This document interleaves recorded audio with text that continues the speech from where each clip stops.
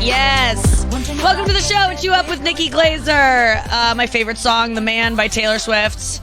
It's about how easy it is to be a man. I learned that yesterday at my Netflix photo shoot for my special. I had to be naked for it. I had to do a lot of... I couldn't eat all day because I had to look skinny because I was naked. It sucked. I had to get a spray tan. I had to do so much stuff the day before. And I resented it. Go Google Bert Kreischer's billboard for his Netflix special and see what that looks like. It legitimately is just a picture of his stomach.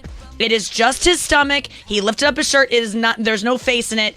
He lifted up his stomach and his fat gut is hanging over his pants. And that was his prep. Nothing. Not that he doesn't work hard. Bert Kreischer works hard. And not that they wouldn't have done that for me and just had my stomach. But it's just...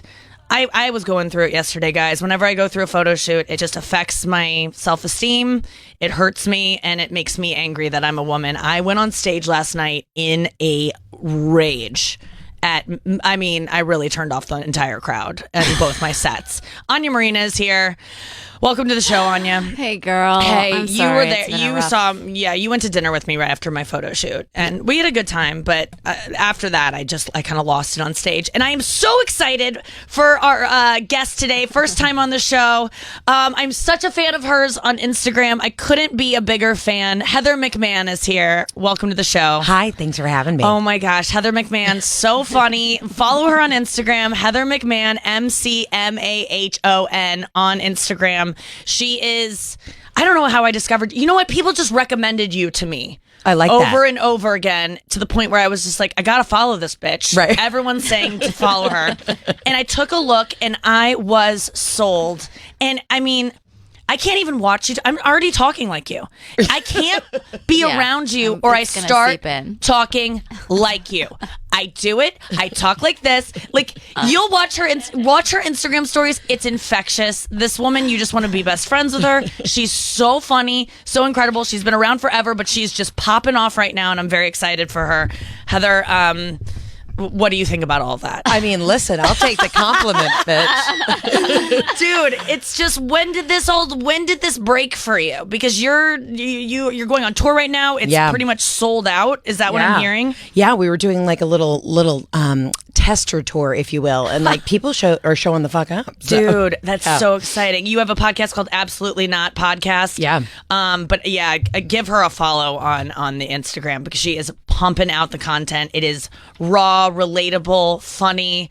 Your use of the Zoom is incredible. Thank you. I like a power Zoom. I love, so if you don't know on Instagram, when you do a story, if you hold your hand down on it, if you move your thumb up, it zooms in. It's a trick that a lot of people don't know but you use it in such a comedically artistic way, and you're pointing with your perfect nail. It's just everything.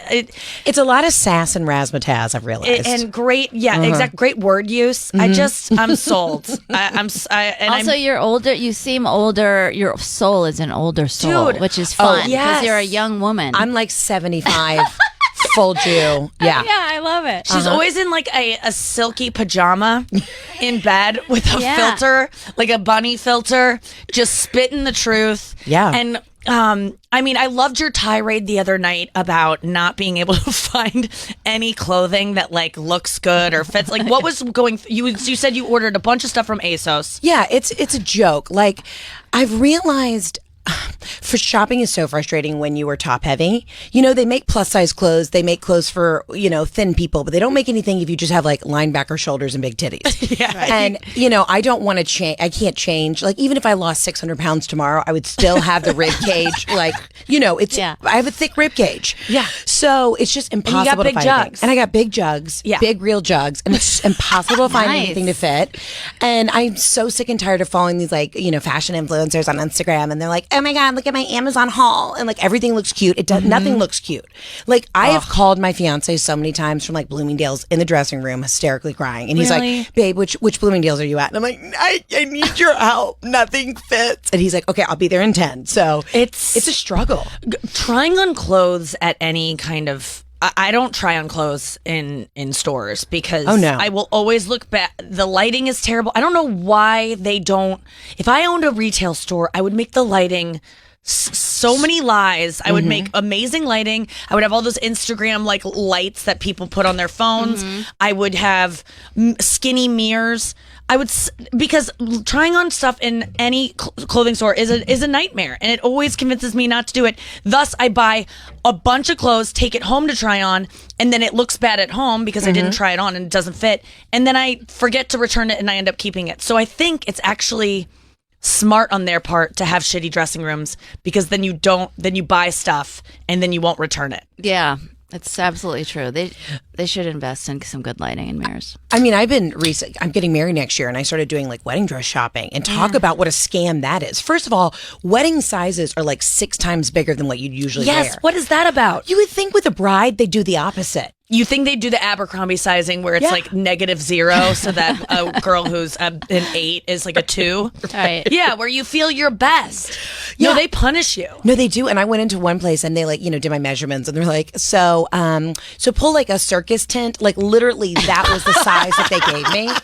It was like a 28, and I'm a 14, but I was like, this is triple what I wear. Oh, yeah, it's brutal. We are operating on France's system in 1962. Oh, you know what was creepy? I went into a couple places, and I love like a vintage look, but the vintage wedding dresses were tiny. And I was like, well, everyone was smaller back then. They're like, no, they were all child brides. So, oh my God. Yeah. So they were like, yeah, these are actual like for children. Yeah. Disgusting. The children thing, I can't even. Right? Everyone's a pedophile. That's my new this week. thing. Yeah. Every man is kind of, Hollywood is crawling with pedophiles. Yes. They all want to fuck children. Barely legal porn. Why is that okay? Why is it okay to be into? Thank you. I feel bad when I look at porn. Literally, if it even says like young, I'm like, that's why I only look at like mature, romantic porn. Because if it even says like young teen, I'm like, how? No. They're trying. It's barely legal equals you want to see children, but you want to feel legal about it. Right. Like that you is crazy. Okay about it. That's okay. Yeah. And these girls in porn, sometimes they'll be like with a little sucker with like a bow in their hair. Like they'll try to make them look like children, and it should be illegal. But it's rampant, and I guess there's a part of me that feels like, I'm 35, and so I'm just bitter that men my age are dating younger women, and but it's not that. I'm just really grossed out when you lift the Jeffrey Epstein thing. Okay, dude. I have gotten down a deep, crazy wormhole with this. So I had heard about this years ago. But now I'm just like, this is so nuts. Also, the amount of people that went to this island that will eventually come out. Like, I'm like a touch of. I know. Well, here's the thing. People are doing shitty shit left and right. Oh my God, yeah. And I'm like a touch of a conspiracy theorist, but I'm like, this was at such an epic level. Everybody was involved. Yeah, everyone. And yeah, I was at the Comedy Cellar last night, and Michelle Wolf made a hilarious joke about how she's like, about his suicide. Oh, she was like, I bet like 17 rich guys all kind of got together and was like, okay, whose guy is gonna do it? Yeah. One of our, like, they all have a guy. Yeah. Whose guy? My guy's busy on Tuesday. Right? Can your guy do it? Because so many people are fucking. I love how many male celebrities are fucking scared right now about what's gonna come out, and just walking around like. They know that there's a picture somewhere, and they just know that their days are numbered. And even the royals are involved. I think that something was like Prince Andrew. Like, yeah. I mean, there's a picture of him with the 15-year-old with his hand around her, and the madam in the background. Like, I facilitated this. Yes, that crazy. But I mean, apparently Naomi Campbell was one of the people scouting. Girl, what? Claire said that yesterday, right? Claire said it on that she was, because models don't make that much money, and there were women being paid to go to these high schools right down this block from Jeffrey's house or mansion here in Manhattan, and would scout girls when they left their high school and say, "Hey, do you want to?" I read the whole thing. Girls would get approached. Yeah, girls would get approached by other women that were already massaging him, and he would send them out to go to wrangle more girls, and they go, do you want to make $200 by giving a massage? And then the girls would go and get beat up. I mean, he was into weird slave stuff. He would tie them up. They would leave just like, and a lot of them were broke. And so they're like, $200. Yeah, I'll get slapped around. And it's just so disgusting. I don't know. I'm reaching some kind of like, I feel like I'm kind of done with men. And I know the men listening are good men, and you aren't what I'm talking about for the most part, but I'm kind of done with, I think we are living in the best time to be a woman in the history of being a woman. We're in the best country to be a woman and the best time in history of human beings to be a woman. And it's still not fair. And we're as a white woman too. I acknowledge that I have it easier than women of color too. Right. So, and it still sucks. Mm-hmm. So it's just, how do you feel about it, Heather? Because you're someone who, you always have your nails done. Your hair's always like fabulous. You have great makeup. You have great style. How do you resent doing all that stuff, or is it something you truly enjoy? No, the funny thing is, it's either like you said, like in silk pajamas, no makeup on, like, you know, night guard in, or it's this. I'm from the South. I enjoy getting up and like putting on a little rouge, if you will, and having your hair done. Yeah. I'm one of those people. I'm either literally look like I just escaped a women's prison, or I'm going to the Met Ball. There is no in between. Like, I can't like pull off like just like ripped jeans and like a tunic. Like, it's just not my look. Were you raised with that attitude of the South? Like, no, because my mom's from Boston. My dad was a big like Southern guy. You know, I don't know. It's funny when I moved up to New York, when I started doing comedy right after, I went to school in Mississippi, which was like very sorority, and it was like the best experience ever. But it was funny. I would show up to like comedy shows with like hoops in and like my hair done and like a little bit of makeup, and people were like, "Where did you come from?" And I'm like, "Atlanta." Yeah. It was wild. No, I don't know. I've always kind of like emulated, like, to me, my idol icon was Joan Rivers. Like, even like on tour, my outfits are very like, we got a sequin jacket on. That's just who I am. I like a little flair. Yeah. You definitely have a Joan Rivers vibe. Oh my gosh, I love that. You have a little gay man inside of you. 100%. Okay, yes, good. That's what I thought. Yes. Yeah. Now tell us about your journey in this business. Where did you come from? Where did you go? What landed you here? Because it's pretty fascinating to me. Well, so I come from like the improv, you know, character world. I always thought I was on the trajectory to do like SNL. I love characters. I have a wig, and I started putting that up on Instagram like 5 years ago, just really trying to like entertain myself. And, you know, I was sick and tired of going on auditions where I like at 25, I was only auditioning to play like hookers or tired moms of four. It was always, I was like, I literally, like, all I audition for is tired moms and prostitutes. I don't know what it is. So I just, you know, started creating my own stuff, and it like really took off like wildfire. And then I moved back to Atlanta. I was living in LA, and I moved back to Atlanta 3 years ago after my dad passed, just because like that's what you do. You help your family out, right?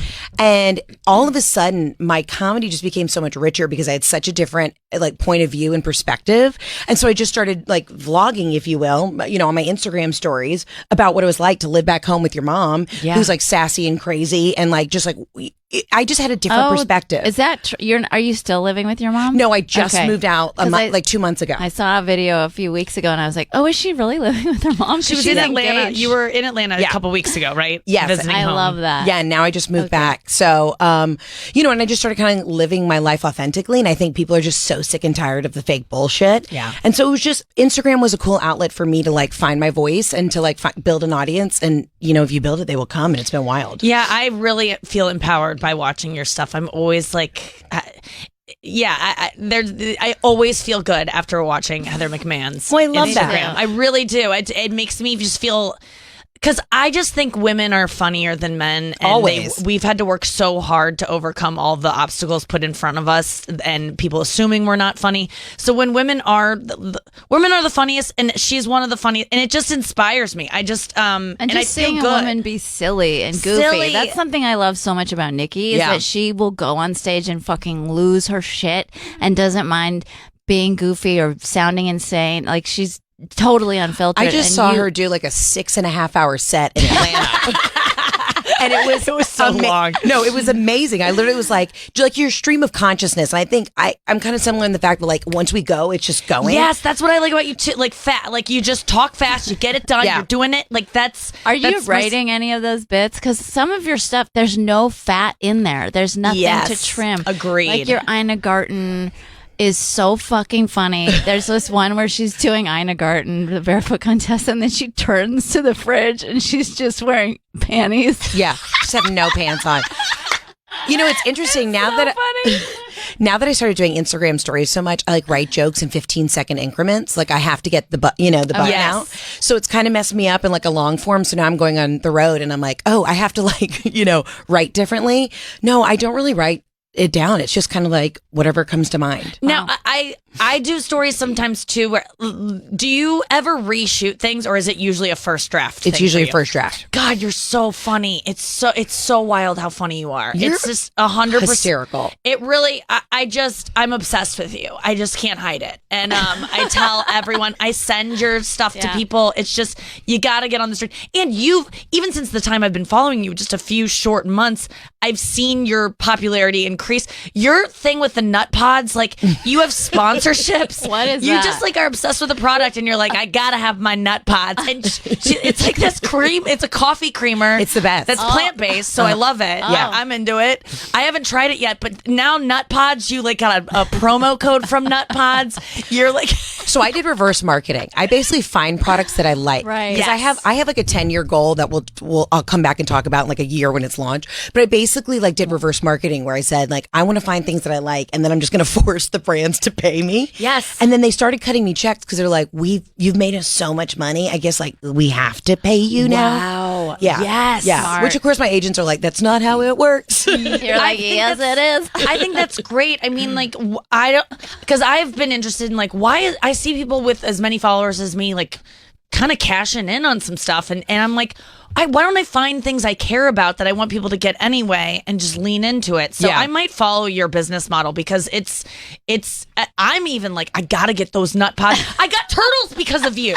Is that not the best pillow you've ever gotten? It is the best. Yes. What's a turtle is, and I they sent me a bunch of free stuff because I posted about them. It's a neck pillow, not even a pillow. It's like a neck brace with a pillow a cushiony outside that you can wear. You can sleep comfortably on a middle seat, which I did not know was possible. I put that away when I was cleaning your apartment. Yes. Are you doing her housekeeping? Yeah, no, I'm interior kind of. decorating for her, but yes. Oh, great. Part of staging a home is cleaning up a little and putting away a neck brace. Right. Yeah. But the turtle has changed my life on a plane. It's great because the traditional pillow would just go around like the back of your neck. This one, like I'm a front sleeper, so I can wrap it around. It essentially looks like you've gotten in like a horrific car accident. Yes. And then you just kind of like, I can like tilt forward. I'm an easy sleeper on planes. Me too. Like I take off. It's like almost like a nature thing because. Agreed. The ambient noise of the plane like lulls me to sleep. I often fall asleep before we've even taken off. I always fall asleep before taking off. But then if it's like, I can't sleep on like a red eye because, I'm like 5'9", but still. The turtle pillow would change your life. So you guys don't fall asleep with your head nodding forward? No, because you have a turtle. Because the turtle will prevent. Turtle. When I see people on a plane doing the bob, which is the worst feeling in the world, is waking up on a bob when your head goes down and you wake up and you go, ugh! Like, I can't stand watching people like that. I just want to whisper, like, get a turtle.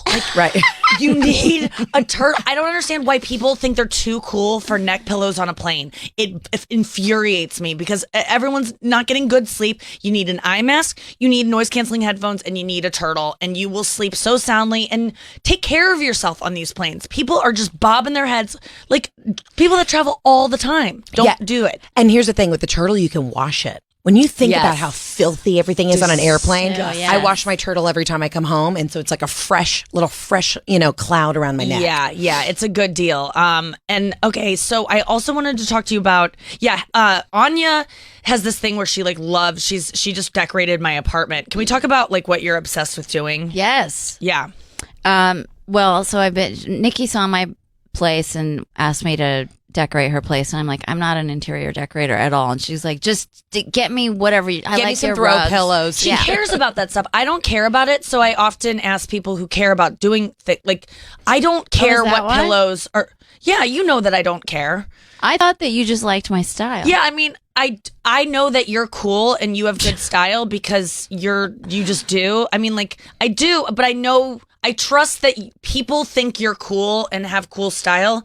And so I'm just like, yeah, I want whatever you would do because people will think my place is cool then. Right. Okay. But I don't know what's cool. I really don't. Like, you're like this runner, and I'm just like, it looks like any other thing. I would never be like, You're developing wow, your this sense of runner. You're developing your sense of good taste and good textiles, though, because I showed you a $150 Oaxacan throw that goes onto a couch, and I was like, I'm obsessed with this. We should get this. And you're like, I just feel like we could get cheaper, better anywhere else. And I was like, okay, there is a $40 one at Crate and Barrel.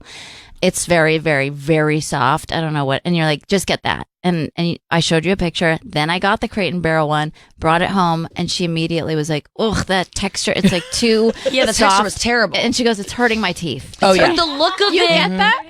The Yeah, teeth it's like a hurting cottony. It's like when you pull apart cotton. It was just like made of like flattened cotton balls. It was terrible. Yeah, I But agree. The one you got is also terrible. No offense. Like Really? it feels like a The dishcloth in No, terms that of softness. Over time, It will that get- will change. But that is one of the most beautiful throws. I guarantee you, if you want to be cool, people are going to walk into your apartment and be like, "Where did you That's get why this?" I know that. It's beautiful. But to me, It's a handmade. It doesn't look different than anything else. It just, I don't understand why things are more expensive than other things when That's when okay. It's like It takes time.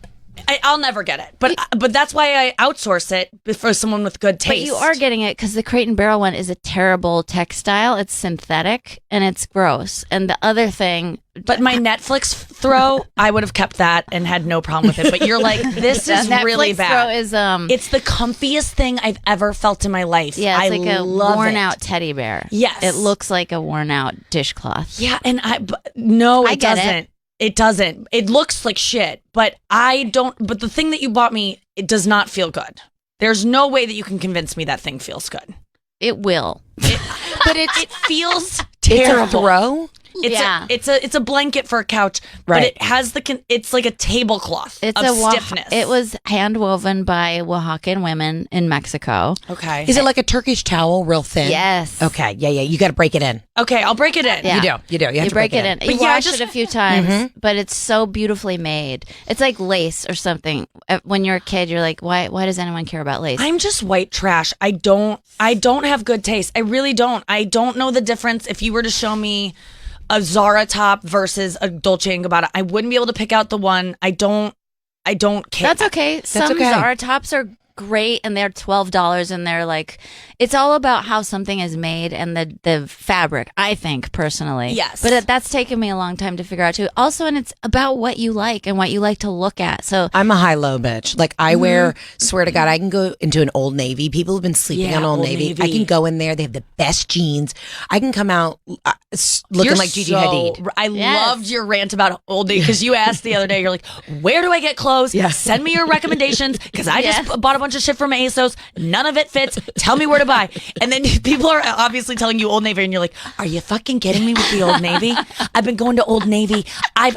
You were just, that was so funny. You're like, I've been going to, like, tell me about Old Navy. Well, no, they just have the most amazing jeans. Try their Rockstar jeans. They're basically made in the same factory as Banana Republic and Gap because they're owned by the same people. Yes. They're just people have been sleeping on them. I went in there one day because I was like had a meeting or something and I had to like buy something last minute and I got these jeans and then I ended up like all of my jeans are Old Navy. I did the same thing with these. I bought these jeans in 7 different. I bought them from Gap, all $25 jeans. And I get asked all the time, where are those from? Are those this certain brand that are so expensive? I'm like, they're Gap. And this girl the other day at the show goes, you're too good for the Gap. And I'm like, You're like, no, I'm I'm not. not. My dress is Gap. Yes. my favorite sports bra I own is a hand-me-down that you gave me, Nick, from Old Navy. And Yeah. I've Old had Navy it has for the 7 best years. active wear. Their Yeah, activewear is the best. Their pants are thick. Like you're not going to see your asshole through it. Yes. I'm so here for it. Good. People will stop me on the street and go, oh my God, love those pants. And I'm like, bitch, it's Old Old I need to Navy. get some athletic Lululemon, wear. I refuse to pay $80 for a pair of bike shorts. That is criminal. But you decorated my apartment, and then since then have become, you just stop by. I have sometimes. a problem now. I have a problem. I cannot stop folding and Marie Kondoing her place. I the other day just had some free time and was like, what do I want to do? Get a foot massage, a mani-pedi. I could go home and play guitar. I could go see a movie. And I was like, what do you really want to do, girl? I want to go to Nikki's and fold towels. And I did. It's very cathartic. I hear you. I Marie Kondoed years ago. Like that is, I get it. When everything's in like a nice little sandwich and you just want to. Oh my God. I did her whole dresser. I labeled everything. Did you see the labeling? Yes. Do you care? No. I feel bad that you're ever going to come over again because I can't keep up what It's you've okay. done. I let it go. You have to let it go because I'm going to let it go. I get it. cannot maintain folding my underwear into little triangles. sandwiches, like you said. Like I can't. I did that for a while, and I will continue to do it as long as I can. But I don't have the time. Who has the time to take laundry and fold each thing into and put it? And you labeled and I'm like, Anya's gonna be so disappointed. I have to be honest with you. I think I'm like, I don't want you to come over anymore because I cannot keep what you've done. You don't have to keep it. You hired me to do that. Let me remind you. Yes, I know, but I am. Well, I did not say that, but I'm just saying, like, if you come over, I'm going to be ashamed at how I've let it go. You know, when you go get your hair done and they go, oh my God, you've waited so. What have you done since then? You're like, I'm sorry, I didn't maintain what you did. Or you go to the facialist and they're like, oh, what's wrong? And you're like, sorry, I let it go. Like that's how I feel about what you've done to my place. You can feel however you want, but I truly don't care. Okay, good. Yeah, all right. It's not my apartment. I have healthy boundaries. Immaculate. It is now. No, when I walked in, it was immaculate. I wish I could be a clean person. You know what your like style is? No. Okay. I don't care. I wish I cared about that stuff. I want to be a woman who cares about clothing and style, and I just don't. And I wish I were. I don't think I don't know how to get it. Because my sister has fashion. It. My mom has it. Yeah, you really do. Because I got this shirt from a stylist yesterday, and but you know what you don't like, and that's how you slowly form your opinion. I didn't know till I was in my late 30s what I liked, and you're 35, so like it took me a really long time to be. I mean, I remember my second boyfriend. I was 26. I arrived home so happy. I was living in San Diego, where everybody has a certain style. Everyone gets spray tans, bleached white teeth, bleached blonde hair. My hair was a crazy color blonde for years because I was just living in San Diego and like mani-pedi every 3 days. Like you just were on this weird San Diego track. I love a mani-pedi every 3 days. Well, you get your feet rubbed every day. Yeah, pretty much. I mean, but that's just feels good. Getting a mani-pedi doesn't really feel good to me. Getting my nails done doesn't feel good. I like the after effect, but I hear you. The acrylic is a nightmare hell. It takes so long. Yeah. Yeah, I get the S&S, which is like the dip powder. Oh, yeah, that's good. And so my nails, these are my real nails. What? Oh, that's really these good. are not Oh, fake. underneath. Yeah, underneath, real nails. Okay, got but it. it takes like 3.5 hours. So when I'm there, I have to like. What are you doing during that 3.5 hours? Yeah, what are you doing? I'm figuring out my life, doing my taxes, having a heart-to-heart, like counseling the whole nail shop. Like I'm one of those. Yeah, I go into a nail place and I like chit-chat. You know what I mean? So I hate myself. I'm the person that I hate at a nail salon. But I, like 3 seats over, I'm just like, what's your name? Cheryl. Cool. So tell me everything. Yeah.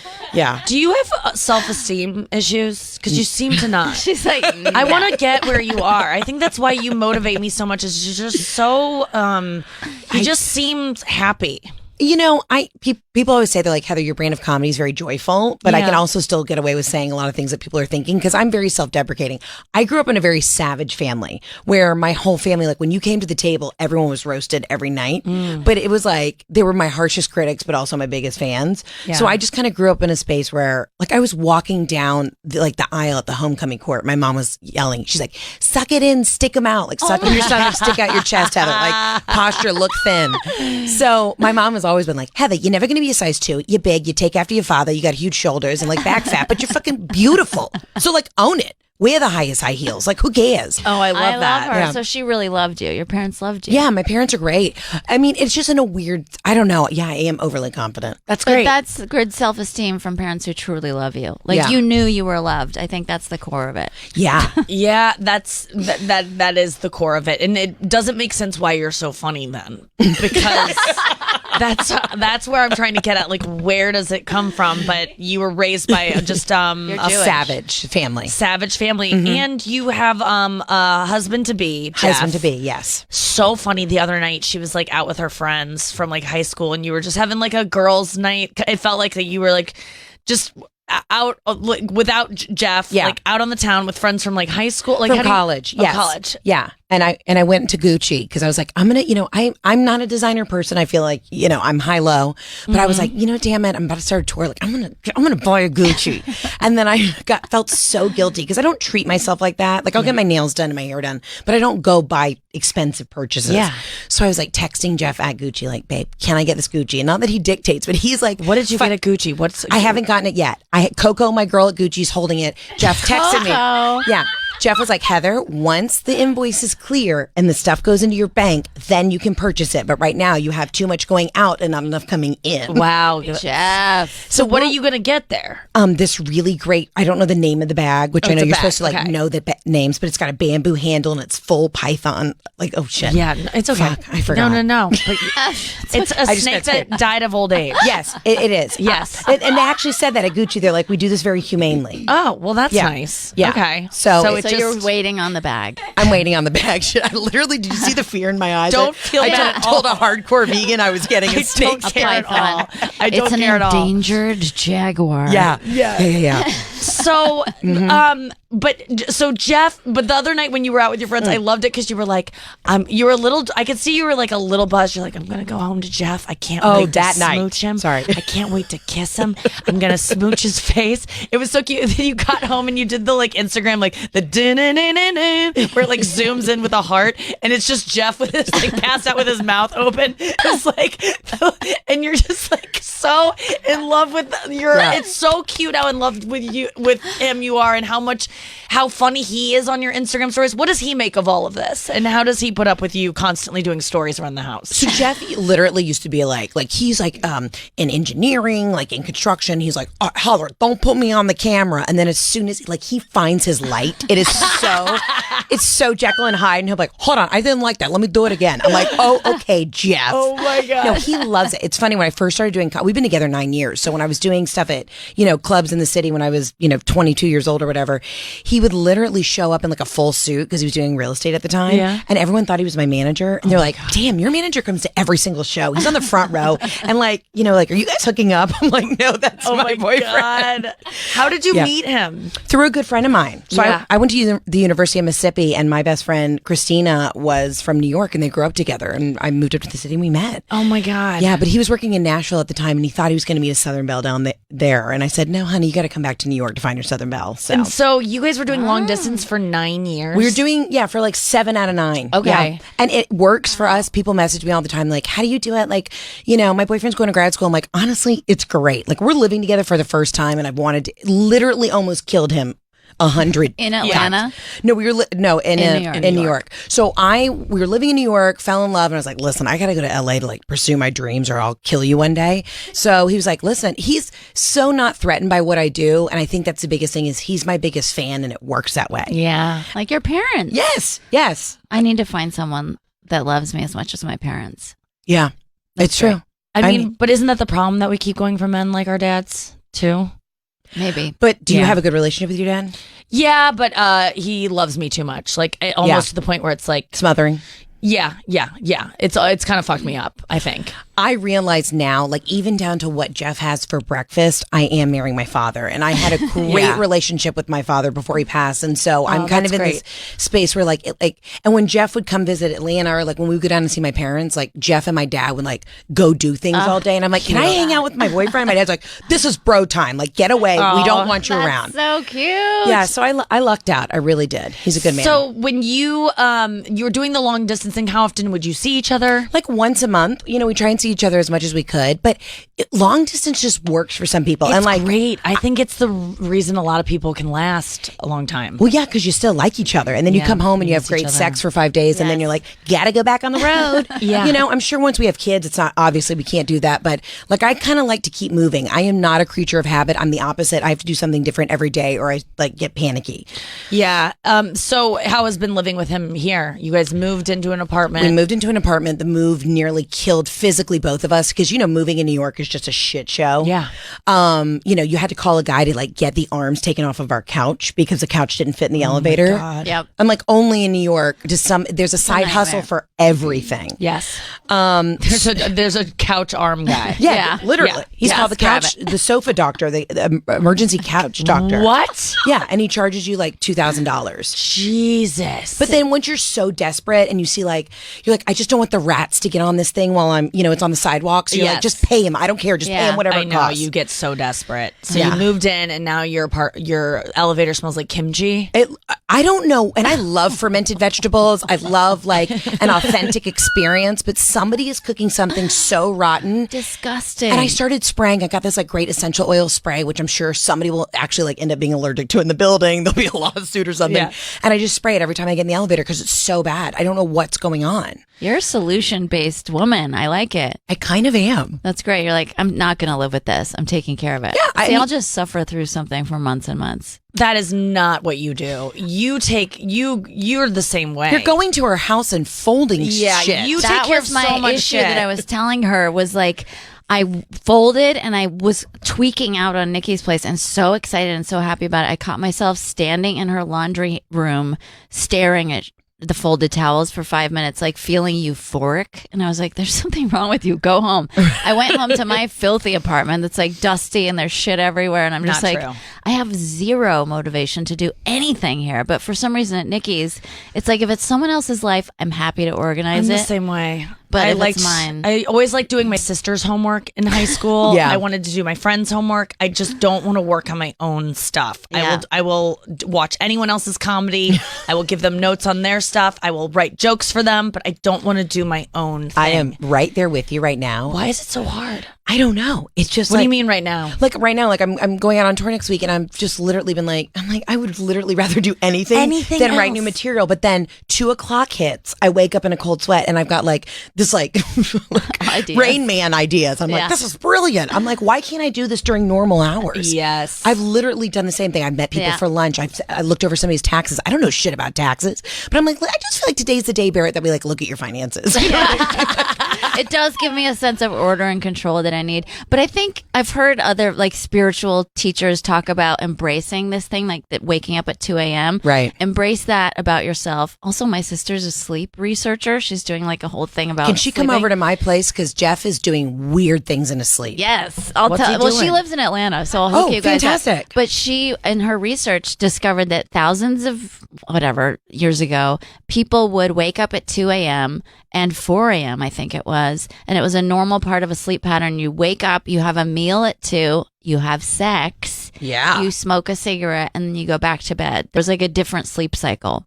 But you go to bed. Whoa. Yeah. So, but that's like a lot of times when a lot of ideas happen or creative stuff happens in your circadian rhythms, I think, in the middle of the night. So maybe you're not so alone. Well, I also believe like some people are just morning people and some people are night people. It's plain and simple. Like I come alive at about 10:30, and that's why I knew comedy was okay for me to do, because I was like, I can handle this. Yes. I feel nauseous till noon every single day. Doesn't matter if I get 45 hours of sleep. I am physically ill. I'm sweating right now. I have a headache. I'll be that way till noon. Really? Uh-huh. I just don't do mornings. Okay, that's interesting. Yeah. Well, thank you for being here. Yeah, really. I'm serious. Like, I know I'm a morning person. Like, once I'm up, I'm like, I'm up. And same with the night. Like, last night I couldn't sleep because it's the same thing. Like, as soon as I lay my head down, the thoughts start racing, jokes. Right. I'm like, I got to write jokes. And then I'm in my phone. And how do you fall asleep at night? Do you have a system? Because if you're going and going. It's a little self-medicated. Mm-hmm. I just like chug CBD, which I love because I can't take like Benadryl or anything like that. I mean, this melatonin? I can't. Oh, melatonin. absolutely not. It gives me night terrors. Really? Yeah, so I had the same thing from melatonin. I can't do it. So my thing is like on a physiologically level, that's not the word, but like literally like my cortisol is through the roof at like 10 p.m. Like I literally just had to do a spit test and they're like, you are like the opposite. Yeah.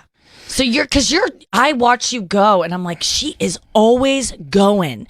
Do you take naps? I do. Do you not? Oh, you do take naps. Yeah, I love a nap, but I've trained myself now to do like a hard 20-minute nap. Yes. But usually if you put me down, it's like 3.5 hours. Yes. I was studying abroad in Italy and literally one of my girlfriends was like, Heather, I'm just going to give you an Adderall, but she gave me a Vyvanse, which is like, the angel dust of Adderall. Okay. And it was like a 70 milligram. I took a 4.5 hour nap, woke up and was like, I feel nothing.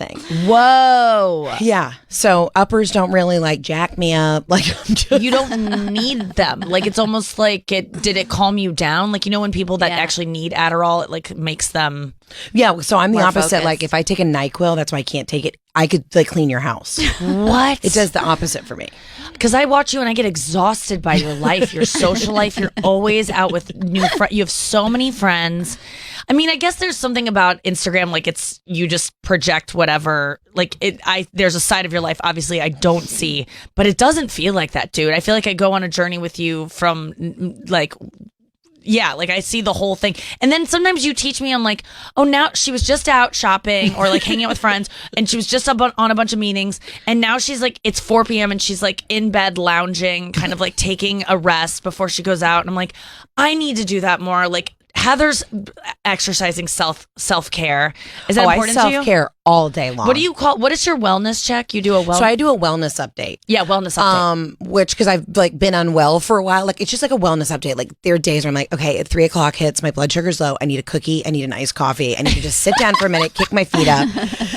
Like I want to be a mom, but I've just realized, like, thank God Jeff's a morning person. And I hate when people are like, oh, you don't like mornings? Well, good luck. Like when you're a mommy. And I'm like, oh, can I nanny? Yeah, I know. Like, I don't know what to No, absolutely. So I just know myself really well. And there are times where I'm just like, I got to sit down. I got to take 10, Yes. I love a sweet treat. I love a dolce in the afternoon. I'm like, again. What's a dolce? Just something sweet.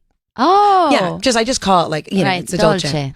So I'm just, again, I'm like a sweet 75-year-old Jewish lady who's just like, at 3 p.m., give me a cookie. And that's I how love I run. it. It's so important. Me too. Mine's just a Quest bar. It's I can't get behind the Quest bars, even when they're like, it's birthday cake flavor to me. It tastes like it's shit. So shitty. Yeah. I made a switch recently. I don't know why, but I tried this other normal bar at a Starbucks that has like honey in it or something. Now I'm obsessed with this bar, and the Quest bars taste like cardboard, which they should taste like. Yeah. Because they are. Y'all are really healthy. Like I see you're always exercising and you're like, just go for a run. I've never understood people in general who just like, I'm just going for a run. Me Well, either. because if I am not thin, I feel worthless. Right. And I need to constantly, it's a battle, it's a prison, and it sucks. Right. And there's a time in my life where I go through phases of like, oh, I like to exercise because it makes me feel good. And then there are other times where it's like, I can't eat tonight if I don't exercise. Like I have like crazy eating disorder stuff. When I get Really? stressed out, if I don't run, I feel worthless. Like I'll hate myself the rest of the day and I will be depressed. So I have to do it to not be depressed. And I'm working on it. I'm trying to get over it. But like my healthiness stuff is not good. It's like I am too healthy. Like I went to the doctor and she was like, you're too healthy. And because they can go the other way. Like you can be unhealthy about being too healthy. So But you've always been thin. Like your natural build is on the thinner side. No, dude, it's not. It's a battle. My body does not want to be. When you like someone used to say about Kim Kardashian, her body wants to be fat so bad. Right. But she just won't let it. And it's just like, let me be. And that's how I feel about I don't even know what it is anymore because I got anorexic when I was like 18. And since then it's just been up and down. And I don't even know what it's like, what I would be if I just was normal, because there's no way I'll ever have a normal relationship with food and extras. No way. I can't. I honestly, this is fucked up to say, but I tried so hard to be anorexic. Yeah, no. Got I remember 3 hours into it, and I was like, I was starving.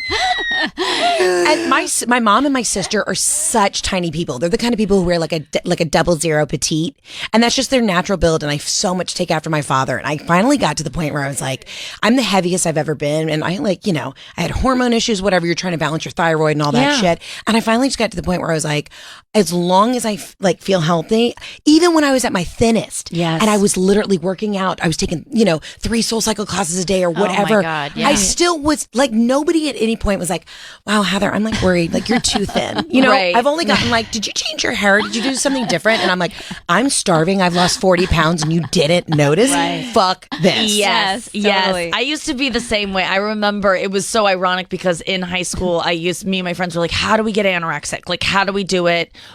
How do we be bulimic? Like, right. It was almost like a joke where you're like, oh, I wish I were. And then I caught it and I'm like, oh, fuck. Like, it's just terrible. And it's just ruined my life. Like, it's made me who I am. And I talk openly about it because I think that there's something about like, if you have to be, you can't be ashamed about being thin. And I'm not like too thin or whatever, but there are times where it can go from like, I'll get into it in another way, but like it can go from me being like I'm fat to me being I'm too thin within less than 20 hours, like less than 24 hours, where I will go home and like shove my face with food because I'm like, now people are worried about me, to then the next morning being like, oh my God, now I'm fat. It's like, that's impossible. Like my mind is so fucked from media and my own. So like, I just wish mirrors didn't exist. I wish I was a spirit instead of a physical being. I feel enslaved by being a physical woman most days. I went on an audition once in LA and the breakdown literally said, and I was actually like thin at the time, it said morbidly obese but beautiful. And I remember going into the audition, I was like, that's what I am in Hollywood. I'm a 14 and I'm considered morbidly obese. And I had that moment where I was just like, I was like walking in and I was like, fuck this. So I called my mom. I was like, what do I do for this audition? I really want to book this role. Obviously didn't get it. And the girl who got it she's a big girl. Yeah. And my mom was like, go eat 2 things of ramen. You'll look puffy. She's like, you retain water, you hold salt. And so sure enough, I went to like Silver Lake Ramen in LA and I like got a bunch of ramen. I was like, all right, I'm going in there. I'm booking this job. Oh my God. It's just, you're either, it's a constant struggle, and there's never a time where I'm like, I've got it and this is it and I'm happy with it. When I've been thin, I've been depressed and miserable. When I've been on the bigger side, I've been depressed and like there's just skinniness is not happiness, right? But everyone knows that. But there's just something. It's the one thing that I can control. It's control. It's all about control. See, I'm jealous of the fact that you give a fuck, because in my life, I try things and then I'm just such a type. I'm not type A. I'm not type B. I'm like type Q. Like I just get really, I'm like, whatever. Like I let like people kind of walk all over me in relationships sometimes. It's like, you know what? It's fine. Like just let it go. And I really wish I gave more of a fuck sometimes. Yeah. It's like about body, just about things in general. Like I wish I had an obsession where I was like, this is what I'm going to be obsessed about, and I'm going to be OCD. I feel the same way about you when I watch you picking out furniture for your apartment. When you were like, what furniture should I get? I'm thinking about this table. I'm thinking about this one, and I'm like, I wish I cared about that. I want to be that woman so bad. Like we all like want to be. Wish we had these things that we don't even celebrate about ourselves. Yeah, I get it. It's hard being a woman. Just period. It really is. It's period, literally. We gotta go to break. Period. Heather McMahon is here with us. Anya Marina is here. We have so much more show ahead of us. Guys, there's nobody on the planet like you, so why would you buy a generic mattress built for everyone else? Helix Sleep built a sleep quiz that takes 2 minutes to complete, and they use the answers to match your body type and sleep preferences to the perfect mattress. Whether you're a side sleeper, a hot sleeper, like a plush or a firm bed, Helix gives you whatever you're going to want. You fill out this quiz, and they're going to match you to the perfect mattress, and you can trust them. It's going to show up on your doorstep. You're going to crack it open. A mattress will just unfurl into your bedroom. And then if you don't like it, they'll come and get it. But you're going to love it, and you're going to have 100 nights to try it out. Helix Sleep is the one to trust. There are a lot of these mattress companies out there, but it was the best overall mattress pick of 2019 by GQ and Wired Magazine. They have a 10-year warranty. You get to try it out for 100 nights, risk-free. Helix mattresses are shipped right to your door free, and they'll even pick it up for you if you don't like it. But right now, Helix is offering up to $200 off all mattresses on their Labor Day sale. So don't miss this sale. If you need a new mattress, do it now. Go to helixsleep.com/Nikki. helixsleep.com/Nikki. Save $200. Do it. helixsleep.com/Nikki. We'll be back with more show after this. Welcome back to the show. It's You Up with Nikki Glaser. This is Anya's new song, GFY. Check it out on Spotify, iTunes, wherever you get your music. GFY, Anya Marina. And Anya Marina's if you gonna have be children, we just released the clean radio-friendly version of this. What do you say? Go yourself. Oh, or something. Yeah. Really? Wow. The ability for you to do that with your mouth was that wild. Sound is so crazy. I learned that from a 12-year-old in 1990. Do it again. How do you do that? It's just like tightening your throat and opening up, and you just really take that dick in. No. I can't go up that high. So good. Heather McMahon is also here with us. Follow her on Instagram, Heather McMahon. Heather K. McMahon. I'm sorry. Heather K. McMahon. K like Kardashian. McMahon. You will not regret it. Go see Anya Marina on tour next Friday in Los Angeles at Hotel Cafe. You can see her September 10th opening for Eric Hutchinson in Carmel, California at the Barrel Room. And then on September 11th in Santa Barbara, and September 12th in Mill Valley, California. You're going on tour. Yeah, come see me. Yeah. You can get tickets at anyamarina.com. Anyamarina.com if any of those cities resonate with you if you're in the area. Are you excited to go on tour? Are you ready? I can't wait. No. I can't wait, and I'm not ready yet, but it's okay. I'll be practicing. I'm like Heather and you. I'm sort of a last minute gal. Yeah, procrastination. I'll sweat for 3 days before. Yeah. But then like it comes together. Yeah. Mm-hmm. I always deliver, but preparation is good. Have you heard that thing about like perfectionism leads to procrastination leads to paralysis? Oh. The 3 Ps. I think that's what it is. The root of the problem is perfectionism. So that's why I procrastinate, and that's why I get paralyzed. I'm like, I fully hear you right now. Perfect. Yeah. So I'm not even going to start because it's got to be perfect. Because I'm going to let my own self down. Yeah. Yeah, but the perfectionism, you're right. It is like because I was talking to someone yesterday, our friend Sarah Lena Prozel. I don't even know how to say one of my best friend's last names. It's so awful. She's a supermodel. She's a I think she's a supermodel, but she's a model. She's going to be on the next episode of Succession, which everyone's obsessed with the show. Do you watch that show? I haven't seen it yet. I haven't either. It looks serious, and I'm into it. People love it. Anya just couldn't sleep last night because she was watching it. I finished season 1, and I just was like lying in bed going, I can't believe this family. Yeah. Over and over, and it's so well done. The acting is superb. The theme song is a song it's incredible. I hum it all day long. It's this weird like hip hop piano concerto thing. It's so good. And yeah, but I was talking to Sarah Lenian last night, and she's like, I'm just so worried about I made all these choices that I'm like, why did I do that? And it's just like, I've learned from that shit, second guessing it. You did your best. You obviously did whatever you could do that day your best. Or you would like if you would go back in time and do it again, you'd do the same job you did because you were that person that day. You couldn't have done anything more, right? Do you ever feel that way? Yeah. So she was talking about her acting choices that she thought she made the wrong acting choices. I mean, like, just any like, oh, I should have done this, and it's like all these should haves is just like you wouldn't, if given the chance again, you would do the same thing. Yeah. You just did what you just accept it and let it go, and people don't even know what it could have been anyway. And you learn. Like I just played a gig a couple weeks ago. I thought it was great, and then a friend afterwards was like, oh, you're such a great storyteller. I really sold you to my sisters. Like, you're such a great storyteller. And then, I don't know, you kind of let us down in that department. And I was like, wait, hold on. First of all, that story has gotten worse, by the way. Did she really say you let us down in that department? I feel like when you left us first hanging a little bit. Really? Yep. Bitch. Was that a note? I'm confused. Yeah. It was a slightly passive aggressive, but she's a very loving friend. I don't think she meant anything by it. I think it was just like, well, I told my sister you were such a great storyteller. You didn't tell that many stories tonight. You kind of left it. I think she said you kind of left us hanging. I mean, I'll get off stage and my mom has a full list of notes. Yes. But that's where I vibe. And my mom's just like, it's just like, a mom, what happened? I didn't understand that joke. Or like, I had to like quit having my mom come to shows or like tell her anything beforehand because she would just yell out punchlines. I'm like, somebody restrain the woman in the front. But Robin is such a character in my life that people are like, it's Heather's mom. She's crazy. And I'm like, this isn't the Robin show. Like, this is about me. Yeah. Yeah, but I took that note. I mean, I was angry. I was upset I was like, I thought it was a good show. But whatever. I talked to Nikki.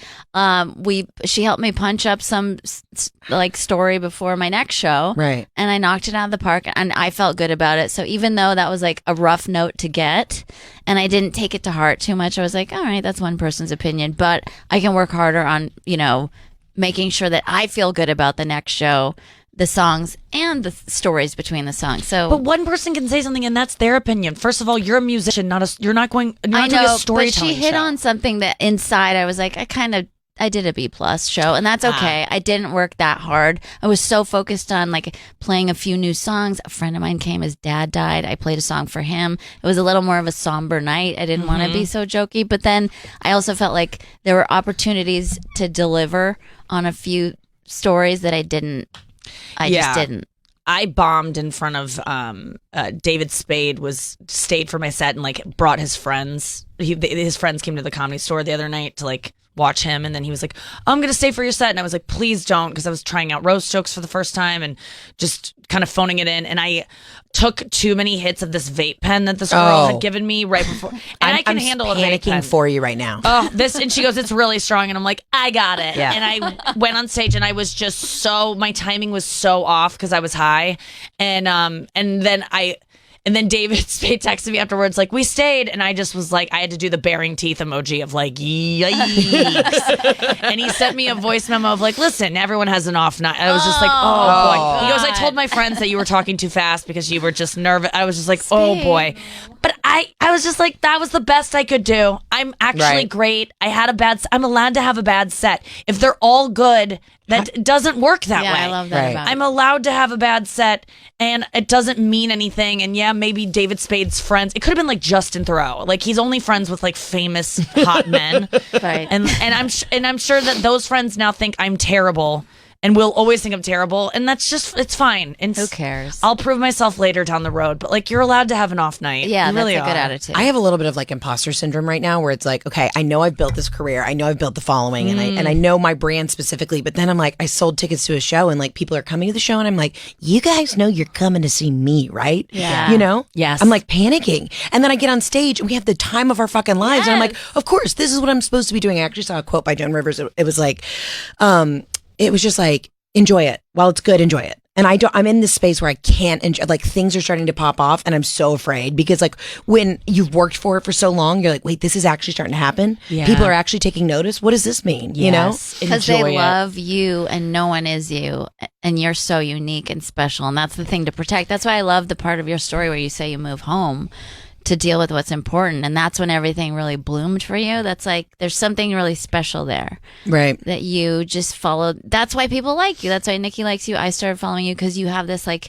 special quality where you just follow the beat of your own thing. You're like fuck LA or whatever. Yeah, no, literally fuck LA. Yeah, I mean, I was just out there last week. Your fuck LA.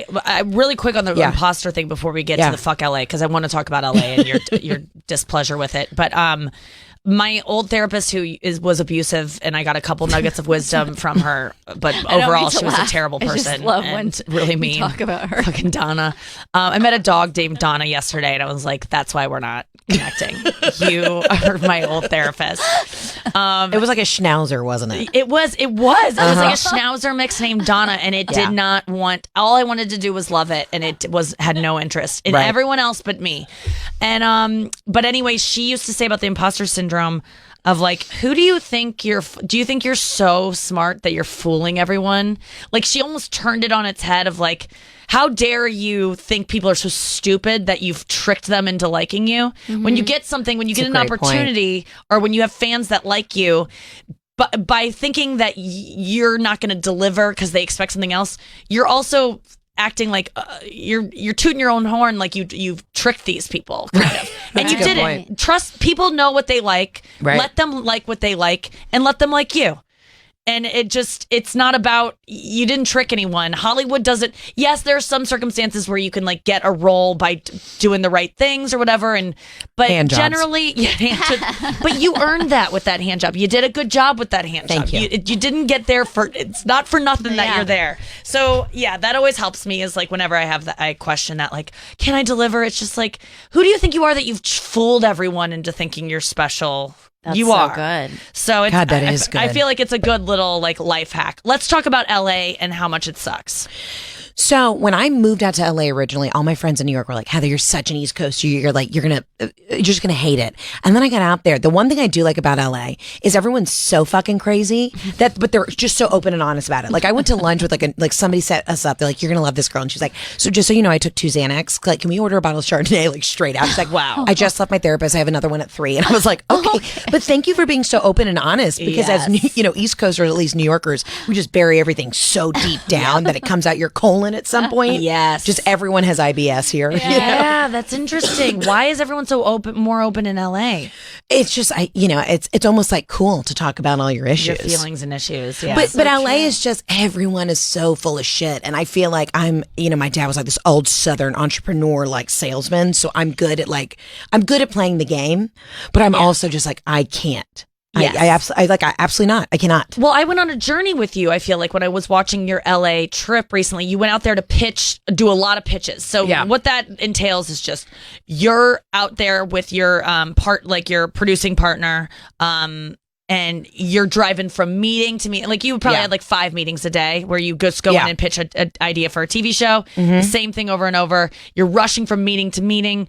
What was your experience with that? You said that there was one that you were just like, this is terrible. I want to hear about that one. It was so bad. The people were like, and all of our meetings were great. And I love my my writing partner, Jen Zabrowski. She's amazing. Yeah. But literally like one of them was so bad. They were like 40 minutes late. And we had to go from like Burbank to Culver City to like a meeting that I was like actually excited about. Yeah. And so I'm pitching a show. I don't even know if I'm supposed to talk about it, but anyways, it's about my life. And so it's about, somebody dies in it.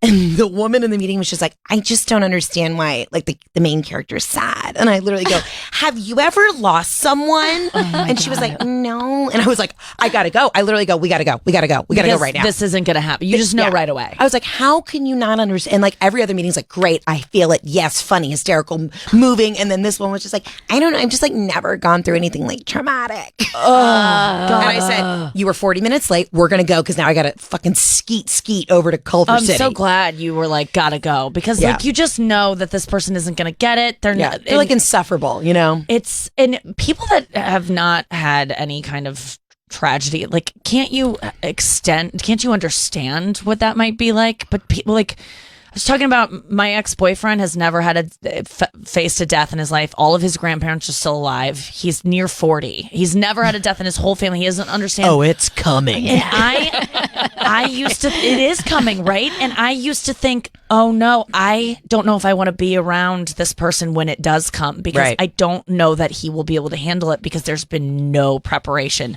I think it will ruin him.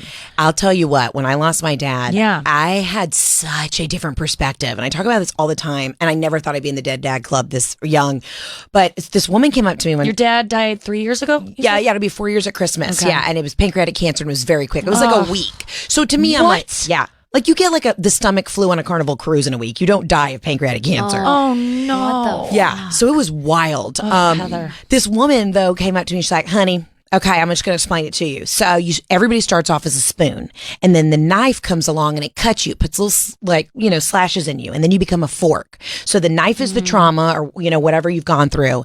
And she's like, so once you're a fork, you just only want to hang out with forks, and you only see forks, and you can't fucking stand spoons because they're idiots and they've never dealt with anything in their life. I was like, that is the best analogy. She's like, so honey, just deal with it. You're a fork now, so eat up. And I was like, oh my God, that's really great. But I was like, that is so true. And I mean, I have friends in my life who, like they sit around and they like bitch about their dads, and you're like, fix the problem, Karen. Yes. Call him, send him an email, shut it down. Yeah. What did you learn from that's what you learned is like enjoy it while you have it. I mean, how did you change after that? Well, that you didn't see coming. If you wouldn't have been able to predict, had someone told you, hey, you're going to lose your dad like that. Wow, I just learned so much about myself. I mean, my dad was, I had 20, at the time, I think I was like 28 when he died. I had 28 amazing years with my father. And my dad used to always say, Heather, you can't control what happens to you. You can only control your attitude. So for me, I'm like, I just got to make the best out of the situation. Yes. And most of my girlfriends hate their dad. So the fact that I had a good one for 28 years, glass half full. Yeah, that's beautiful. I love that. It's you're right. I love that fork spoon thing. That's so good. But my bullshit threshold now is like so low. Like I can't deal with people. I used to be just, like I've been learning to like really stand up for myself in certain situations. And I had a couple friendships that just after my dad passed, I was like, you don't get life. And it wasn't that I was bitter towards them that they had their parents. It wasn't anything like that. It was just like, I cannot be around this day to day, like just complaining. Bullshit. Yes. I feel that way. I'm getting to the point where I have to cut off some friends with the shit that they put up with from men that is so abusive, where I'm like, I'm working on myself to not put up with this anymore, and I gotta have people around me who have the same standards for themselves. Right. Because allowing yourself to be mistreated by men is just, I mean, do you see it with your girlfriend? Like all the time. It's just like at some point you put up with you walk them through it and you help them through it. But at some point, and I've been guilty of it too, getting back with someone over and over again who isn't right for me or that all my friends know isn't right. And it's at some point you just have to kind of go, I'm gonna step away. It's hard to step away from a friendship. How do you do it? Well, I have one of those faces too, where like I'll be at an airport bar and somebody would literally sit down and just be like, "So, I killed somebody, and this is where the body's buried." And they're like, "I got to go to Toledo," and then just like hop on a flight, and I'm like, "What the fuck just happened?" It was like a drive-by confession. You're very approachable. Yes, I will give you that. It's that face. People tell me the craziest shit. So friends always do that to me. They dump all their shit on me, and then when I give them my 2 cents, I'm like, "Hey, he's an asshole," right? And then they're like, "I can't believe you," and then they won't talk to me for a month. Yeah, I'm like, you do. You remind me of my friend Romy so much, who is no longer with us. But what I loved about her was she was such a straight shooter, and you have that too. Where it seems like it is what it is. Let's have a conversation about it. I remember Romy being like, I was crying in my 11th month of crying over this ex-boyfriend who cheated on me and was not worthy of me, and she was just like, in the middle of my crying, weeping tirade, she was like, how long are we going to be talking about John? Let's say. Yes. She's like, how long are you going to put up with this? I'm sick of it. And it was just like such a turning point for me. It's a podcast I don't want to subscribe to anymore. Because every time I go, we go to dinner, I have to hear about this person who I've blocked him on everything. I hate him. I just recently someone said, and this is like such an old phrase, but like you're the sum of your the sum of the 5 closest people to you. And I was like looking at my 5 closest people and I'm like, I got to get rid of one of them because I don't want them. They're pulling me down. I don't want them. I can feel it when someone. That 20% is I don't want to be operating at an 80%. I want to be operating at 100%. And you got to let them go. And it's really hard for me because I'm approaching that with a friend recently where I've like keep pushing off hanging out with her because I don't want to hear about the guy she's dealing with. And she's not ready to hear that I hate him and I never want to talk about him again. It's just not where she's at. So it's like, I just keep avoiding hanging out. People are so transparent with me, and I think it's because I'm so open on Instagram or whatever, like my brand of comedy. And so what makes me crazy is when people they can dish it, but they can't take it. Yeah. I mean, I'm like, really? All of a sudden you got sensitive, but you didn't think about a single thing, that was coming out of your mouth when you're talking to me. Right. Because I let things go. I'm just like, whatever. I'm, make a joke about it. Yeah. Because I really am not like, I just have thick skin. I don't know. I think that's, sensitive people I hate. No, really. But that's where I'm at in my life. I'm like, get over it, deal with it, move on. Yeah. Well, you just seem like, because I was like, I want to be friends with you so badly. And you seem like someone who has so many friends. But and when I look at people with so many friends, I go, oh, they're just friends with anyone. They'll take anyone. They're just nice to everyone. They're kind of people pleasers. That you don't strike me as that. Like, are there people that want to be friends with you and you're like, no, I don't have the time. I'm sorry. Yeah, I mean, I definitely, like I told you earlier, because everyone wants to be friends with you, Heather. I mean, come on. Yeah. How do you pick friends? I have like my OG ride or dies. I literally, though, I'm such a chameleon. I just have a good time. You do. I'm really not a bitch. Honestly, I like to laugh. I like to giggle because I'm like, I was, a character actor for so long. I love to study people. So I have all sorts of different friends. Yeah. I'm really not like an elitist at all. I just like, if you're a good time and you're down to clown. And again, I'm not a very serious But there person. are some people that want to hang. I'm sorry. I'm someone like that too, who people want to be friends with. Yeah. Because they think I'm a good time.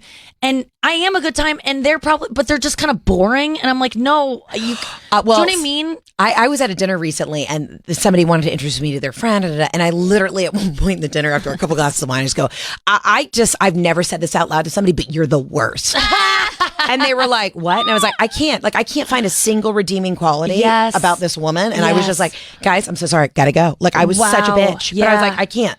And they were like, wow, Heather, that was really rude. And I'm like, I just can't suffer fools anymore. No. Okay. I'm going to do that more. That feels so good. Though, it felt so good. I'm not going to get into it, but I let somebody really know what I thought yesterday. Yes. Somebody who's been like verbally abusive to me for a while. Yes. And I never felt freer. I was like, I love standing up for myself. Yes. It feels so good. Oh, that's great. I can't wait to hear about it off air. Yeah. We got to go to break right now. Heather McMahon is here.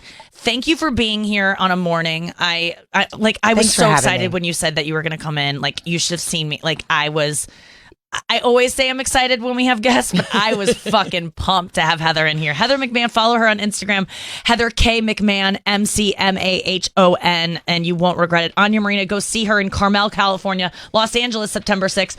She's opening for Eric Hutchinson September 10th, 11th, and 12th, all around Santa Barbara area, Mill Valley, California, Carmel. Go check out those dates at anyamarina.com.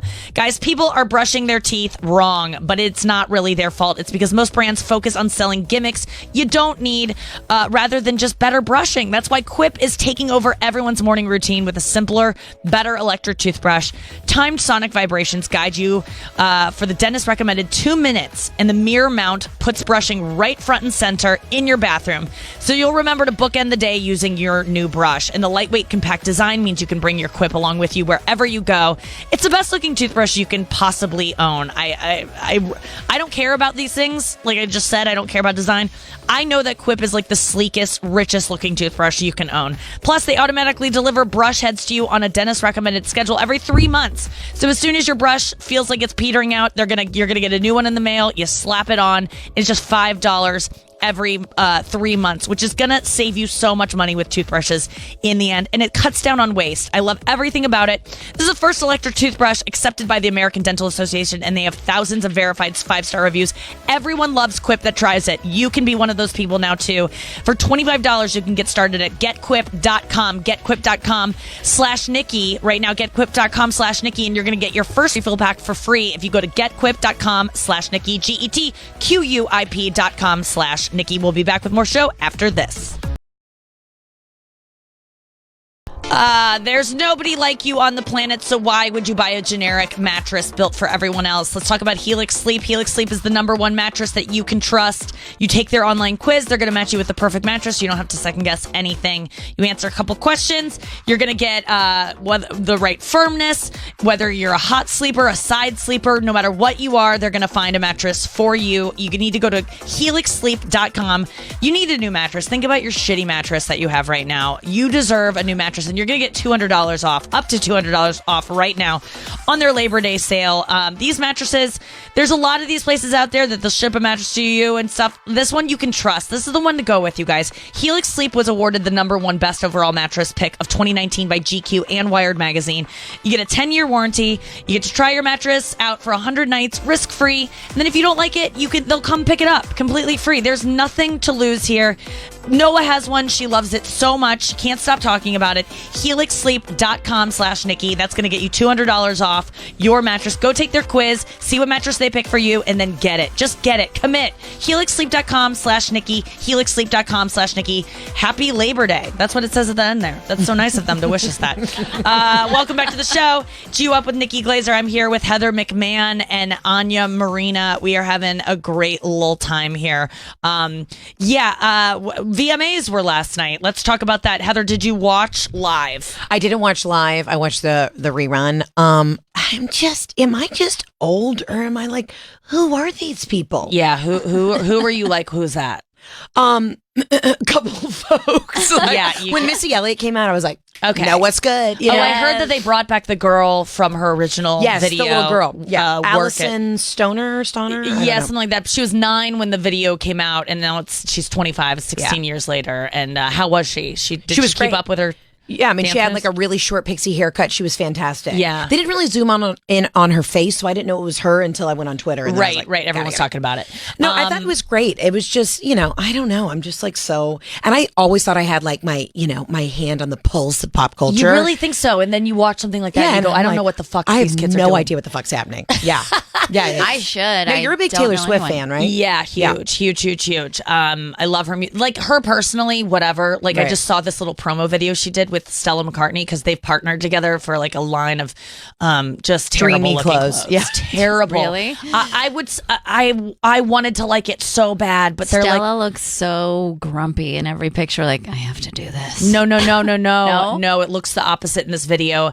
It's like Stella McCartney and Taylor Swift on the couch talking about their new line, and Taylor, you can just tell it's the end of a long press day, and Stella's just trying to sell it so hard, and Taylor's like, yeah, and she's like, so it's not really about the lyrics. It's like we've chosen lyrics to feature on these sweatshirts that aren't just, it's not just the obvious lyric. It's a hidden lyric. I mean, one of the t-shirts just says Tennessee whiskey. What hidden meaning could that have? That's so important. It's a metaphor. These are pieces that you can keep. I want people to keep them forever. No, but Taylor just merch. It's merch. Exactly. Taylor goes, yeah.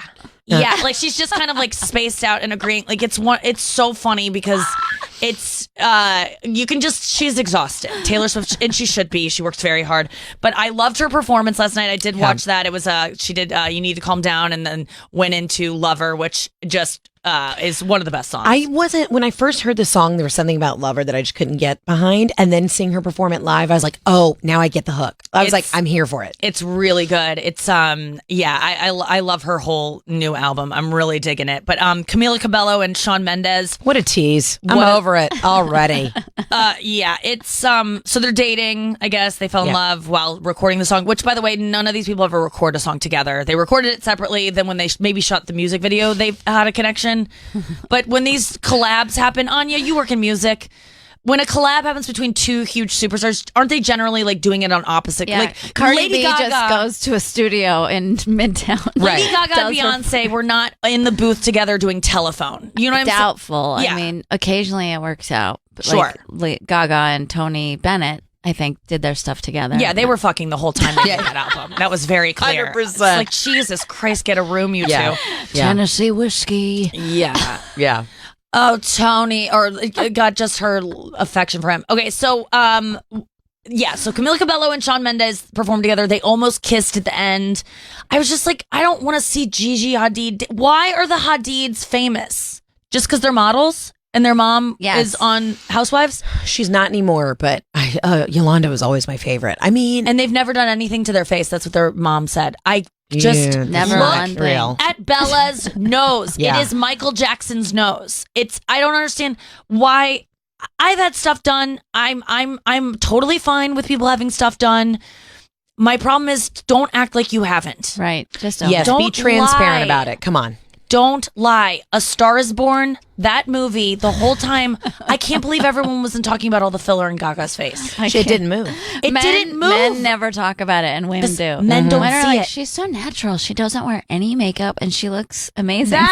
No. We're looking at Bella Hadid. That's Gigi. Okay. No, that's Bella. That's Bella. Yeah. Bella's on the right. She's 22. Gigi's 24. Gigi's dating Tyler Cameron from The Bachelor. Oh, really? They're an item now. What's her name? Hannah B. had one night with him after she didn't pick him and then didn't pick the other guy either. And then she said that she hasn't heard from him again.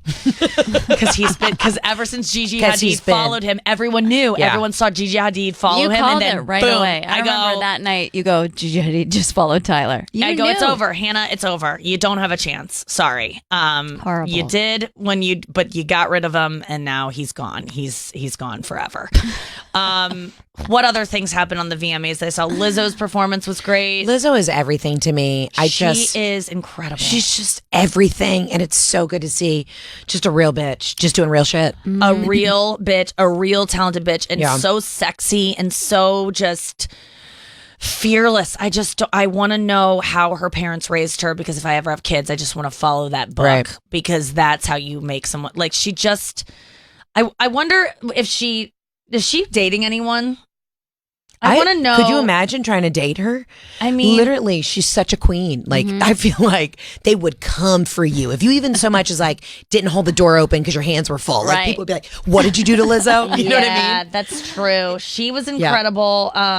Who's the guy that sings Old Town Road? Lil Nas. Lil Nas, yeah. He had a great performance that was like completely lip sync, but he kind of like leaned into the fact that it was like there's no way he's singing it. Right. He was almost doing a parody of pop culture, right? And it was great.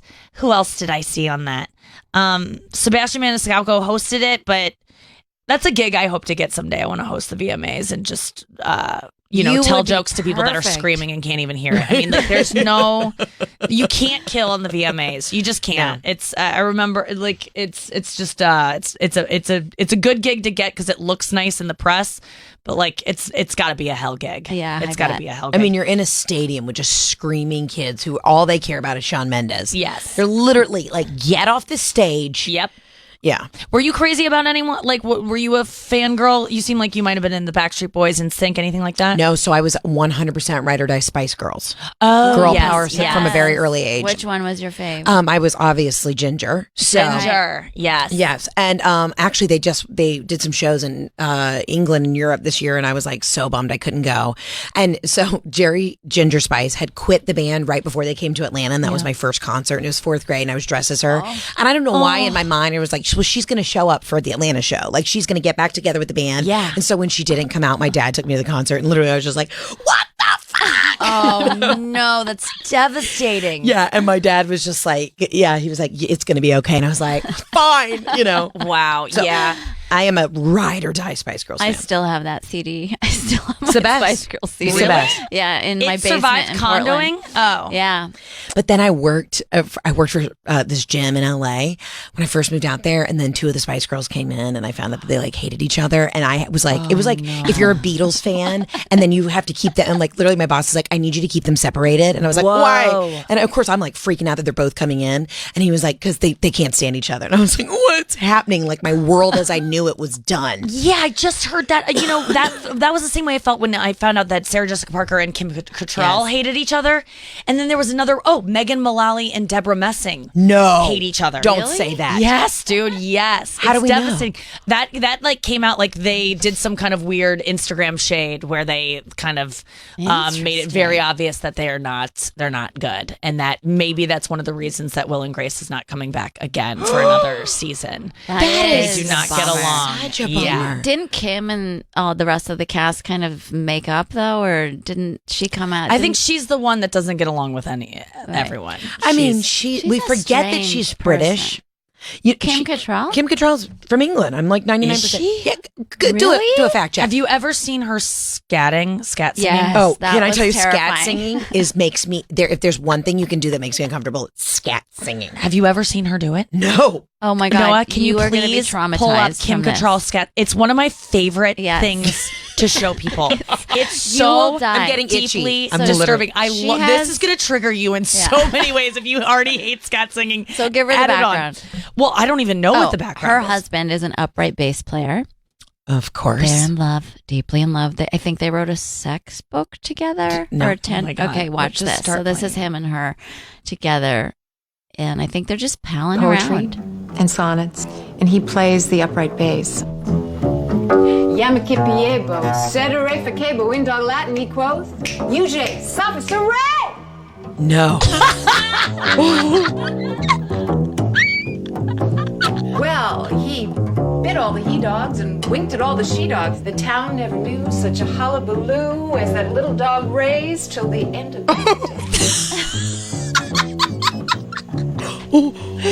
Come again? Well, they bit all the he-dogs and licked all the We she-dogs. just have a good rhythm together, you know. He sort of feels me out, I feel him out, and we go for it. Oh, she's Wait a minute. even. I He mean, that, fills me out. I feel him out. And then we go for it. There's no way she's a good hang. No. No. So she's the problem. Sarah Jessica Parker, I've only heard lovely things about. Yeah. I mean, I feel like that most people that know her are like, oh, she's chill. Cool. Yeah. Oh, what was I going to say? Oh, when you were saying about Lizzo, like any guy that would date her would have to be like this, whatever you were saying. I mean, I feel like the same way about you. I'm like, how did Jeff get you? Can we talk about your relationship? Because Anya and I are both single and it's a struggle. In desperate need of help. Yeah, like all I talk about is how I just want a boyfriend and I don't know how to get one and I don't know how any woman ever has gotten one. And I think one of the first messages I sent you was like, how did you get a fiance? What's going on? And you're like, oh, I've been with him for 9 years. I'm like, oh God, she likes herself. I was so done with, I'm so done with guys at like 23 or whatever when we met, but literally like people say the craziest shit to me. Men just say crazy stuff. Oh yeah. And it's literally like, if I'm not with Jeff, I say, Jeff, if you get hit by a bus tomorrow, like, I don't know what the fuck I do. I don't like, men don't slide in my DMs. Every now and then I'll get like, it's a very specific, like those jugs or like, let me see those toes, but it's never, it's like Jeff and then like just women. So but I feel like they know you're taken. That's why I think you would be inundated with men in your DMs if you were single. I really do, Heather. I don't know. You're fucking sexy and cool and you would agree. But like, how did Jeff get you? He didn't. How did you get him? So like I was like lightly, like very casually kind of dating one of his friends, and it's nothing scandalous. It was just like that's how we met. And so I told his buddy, I was like, hey, I think we're better off just friends. I really like Jeff. Like when Jeff walked into the bar the night I met him, I go, oh my God, that's who I'm going to marry. I said it out loud. Whoa. How did you know? What was it? Something like came over me. And what was crazy is we have a photo from the night we met, and Jeff like had like thinning hair, looked jaundiced. It was like the dead of winter. He was like sweating, matted hair. Like it was the worst look ever. And I was like, I still knew in that moment. So it was like 6 months later, he was like, didn't want to approach me because he was like, oh, my buddy had a crush on you or whatever. And I told his cousin, thank God for like gay cousins. And his cousin Greg, literally we were at a bar up in White Plains, tapped him on the shoulder and goes, excuse me, Jeff, she's fucking hot and she likes you. And Jeff tapped me on my shoulder. He's like, wait, you think I'm cute? I was like, oh, Jeff, I just think you're adorable. And we were like, God. I know, we like started deep throating in the middle of the bar and that was it. Wow. I love it. I love it. So is he the alpha or are you the alpha? Because you seem very much the alpha in your work. I am an alpha in my work, but the interesting thing is my mom is such an alpha, but my parents had such a healthy balance where my dad was like, she's the queen, let her do it. But they had such a respectful relationship. I need a man who can tell me to sit down and shut up. Yes. I thrive that way. Jeff is like, you're being fucking nuts. Sit down and eat a cookie. And I'm like, fine. Like he's the only man I've ever had in my life where I respect it. Yes. It's like, it's too much, Heather. Shut it down. I'm like, fine. Okay, great. I will. I love that. And I think you need that exact thing too, Nick. I think you were asking me the other day who I see you with, and I see you with a very nice guy that celebrates you like your ex and sees all your talent and can like help you. And at the same time, he lets you know where his boundaries are, and they're hard boundaries. Right. So that you can kind of be contained. I think you love that in a way. Because you won't be with a guy, you won't respect him if he doesn't. No, I won't. And I know you've dealt with assholes that I fucking can... Yeah, that let me walk all over them. I test guys, and when they can take my shit, I don't respect them. Yeah. You're like my sister. She's the Black Widow. Men fall madly in love with her, and then she's like, oh, God, I'm bored. You're a pussy. I wish I were like that. I don't get bored. Like I feel like I have this new theory, and it's been checking out. I feel like I remind men they're gonna die because I'm so awesome. I really do. All the men that date me, they know how truly great I am. What a catch I am. Right. I'm fucking fun. I'm sexy. I'm funny. I'm funnier than any woman they will ever date the rest of their life. Aside if they date another female comic. Like those are the only women that might be as funny as me. So I'm such a catch, and when they date me, they get scared because they're like, "Oh, I'm gonna have to marry this girl. If I become her boyfriend, then I'm done. Then I don't get to fuck anyone else." You really think that? I think that guys That's crazy. get too scared because they're like, I will have to be this girl's boyfriend, and then if I'm her boyfriend, I'm never gonna be able to get out of this because I won't want to, and then I'm gonna be with her until I die, and that reminds me that I'm gonna die someday, so I'm just gonna leave now. Okay, we need to peel back the layers of that shit show. I mean, it's really self-congratulatory. Like, I do think I'm pretty awesome, and I think that being too awesome is a problem because it reminds, like, I think a lot of girls can get boyfriends because guys are like, this maybe won't last, but with me, I think they're like, oh shit, how will I ever get rid of, like, that's just me. Right. We get the theory, but I want to hear how she's going to peel this back. Maybe you need her as a therapist in your life. I'm actually great. If I was not in comedy, I would be a therapist. I'm very empathetic. I'm a Pisces. I want to watch this. Wait. No. That's fucking nuts. So you're already putting out this energy that's like, it's like cockroach spray, like get away, like raid, like you're giving out. That's nuts that you think that.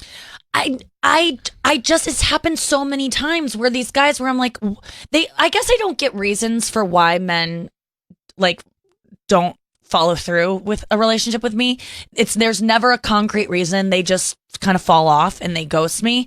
And so I have to fill in the blanks.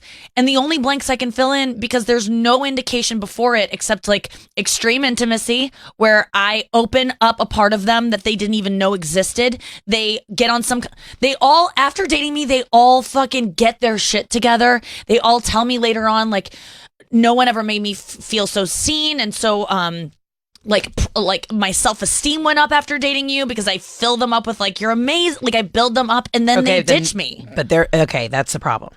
You're putting them on a pedestal, making them feel great. Were they doing the same? Listen, I'm going to just tell you something right now. The man has got to love you more than you love him. Mm-hmm. Plain and simple. My mom taught me that, and I adore like Jeff.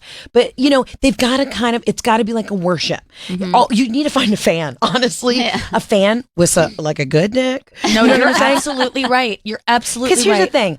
Even in college, like I didn't really get hit on. I was everybody's best friend, and guys would be like, God, Heather, you're beautiful. Love those jugs. But men, it takes a very specific kind of guy to be like, I'm going to allow her to take the spotlight. I'm going to allow her to be funny.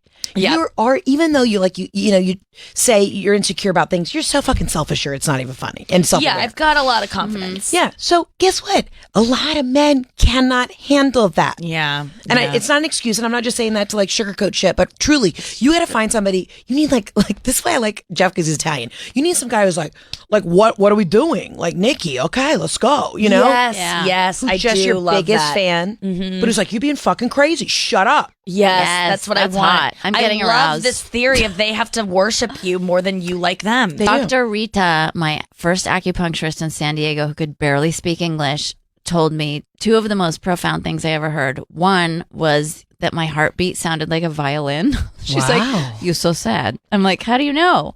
And she's like, your pulse like violin. And I put it into a song. I literally wrote that into a song. The second thing was your pulse like violin. You did the wrong grammar too. You're like, I just need it to be authentic. I dusted it up a little bit. I shined it up. And then the second one was, you've got to find a man who loves you more than you love him. Little bit more. Mm-hmm. That's what she said. I'm just imitating her. I'm not. Yeah. Also, I don't understand why people go see like white acupuncturists. Like if you're going to be racially biased about anything, it's if I'm going to do Chinese. Speaking of LA, I mean, there's like I just went and got acupuncture last week, and people were like, telling me to go to this other place. I was like, no, it's a white lady. No. I want to go to an old Chinese man. I want to go to the source. Right. That's like it's like good being racially biased when it's like comes to acupuncture. Yes. It's Eastern medicine. Okay. Sorry. I had an acupuncturist tell me, this guy, Dr. Green, he was like, you have so much yang. He's like, no yin, all yang. And so I just literally was like, male energy. I don't know. Yes. I was like, am I transitioning? I was like, what's happening? Right. He literally was like, so much yang. We're reading this book, or we've read it 3,000 times, Getting to I Do. And she talks about yin and yang and the male and the female energy. And that so many women now, especially in business, are in their yang all day long because you have to be at work. Yeah. But then you have to, she always says, leave your balls at work when you go home. Right. So, yeah, I just can't. I don't want fans kind of. It's going to take a special guy. They're going to get through though, but that is a good new litmus to have. Is like they need to worship me, and it needs to be a little bit like. How do you feel about that? The idea of someone worshiping you, because it's I like uncomfortable for me. Okay, I like it. I feel like I deserve it. Good. I mean, like, I've had a gentle stalker for most of my life who's like a friend. He'll like probably come to our wedding, but like he literally will text Jeff on the regular basis like, I'm going to marry her, just letting you know, sliding in. So like, I kind of like, I thrive with that energy a little bit. Yeah. Like, as long as you're gentle and you're friendly, like, cool, Yeah, then, stalk like, me all day long. Hang out in the straight? bushes. He's straight. He's straight. Yeah. And I've known him for like 10 years and he just really like loves me and that's great. How do you feel about that? About Heather a guy. having a weird stalker. Uncomfortable. But here's the thing. I know we're friends. We have mutual I'm friends. okay with so it. that way I'm like, keep your enemies closer. Yeah, no, I think yeah. it's nice to have fans that know everything about you and come to your shit. And like, I would never be a fan in that way, but I appreciate it. And I'm like, I call them friends. Yeah. Friend fans. Yeah. I don't like that at all. But I've had bad experiences. I had a bad stalker. I used to be in radio for 10 years. And in radio, you get a lot more stalkers because you're in someone's ear all day long. Right. It's intimate. And so there was one guy in particular that I don't even like talking about him because it was so. Well, it that's got so different. bad. Yeah. That's different when you feel unsafe from it. But no, like, I would like a man to worship me. I think that would be good. But I am a little weird. But not like approach you from behind while you're getting out your mail. Right. Yeah. No, Well, but I think someone that- that loves me a little bit more, I think would be good. I think my last boyfriend felt like that. And I thought, oh, this is healthier than my previous ones where I'm always chasing some unavailable, moody musician. This guy was like enthusiastic and successful. And like, I remember him saying on a date, I like you. I'm into you. That's why I'm taking you on all these dates. And I had just loved his clarity. And yeah, I knew I was getting healthier because I wasn't repelled by that. I was attracted to it. Yeah. But that's the new thing. I'm going to make sure that whoever I likes me a little bit more than I like them because I tend to really like men more than they like me. Yeah, it's not going to work. And I date guys that are narcissists too. So they like it. That's another thing that's got to go. All right, we got to go to break. We still have more show ahead of us with Heather McMahon and Anya Marina. Guys, skip the trip. Find your perfect fit online at home. Third Love. Do you do Third Love bras? Have you ever done them? Okay. I really recommend them. If you love good products, Third Love has the best bras. You take a quiz online and they give you a new size, like based on the quiz. You just fill out a quiz about like other bras you've worn, what your boobs are like, and they have half sizes. They have tons of sizes. You fill out the quiz. They send you a bra, and they don't have too many options, so you're not like, should I get this? It's just like it's a very basic website, and you have 60 days to wear it, wash it, and put it to the test. And if you don't love it, Third Love will return. You can return it, and Third Love will wash it and donate it to a woman in need. Nothing to lose here, guys. Third Love's team of expert fit stylists are dedicated to helping you find your perfect fit. Fit stylists are available every day to help via text, chat, or phone. Returns and exchanges are always free and easy. Third Love knows there's a perfect bra out there for everyone. So right now they are offering my listeners 15% off your first order. 15% off, guys. Go get it. Thirdlove.com/Nikki. Thirdlove.com/Nikki. Go find your perfect fitting bra and get 15% off your first purchase. Thirdlove.com/Nikki. 15% off. Do it today. Back with more after this.